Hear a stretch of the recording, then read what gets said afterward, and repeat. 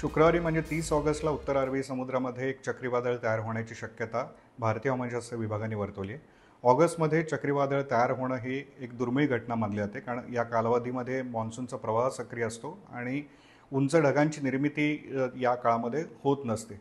साधारणतः कमी दाबाचं क्षेत्र तयार झालं तर डीप डिप्रेशनपर्यंतच ही तीव्रता वाढत असते.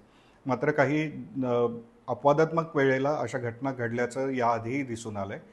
1891 ते 2023 या कालावधीमध्ये बंगालच्या उपसागरामध्ये 28 चक्रीवादळं तयार झाली होती, तर अरबी समुद्रामध्ये फक्त 3च चक्रीवादळं तयार झाली होती.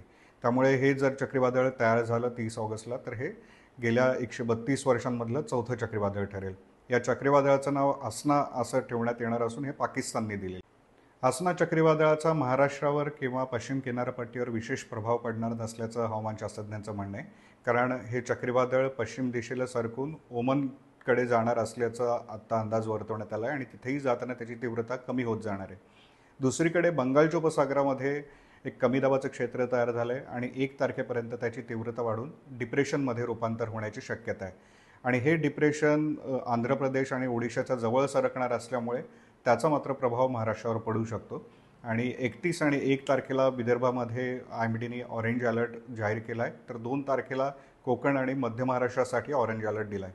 त्यामुळे 2 तारखेपर्यंत महाराष्ट्रात अनेक ठिकाणी मुसळधार पाऊस पडू शकतो, असं IMDचं म्हणणं आहे. एबीपी माझा, उघडा डोळे बघा नीट.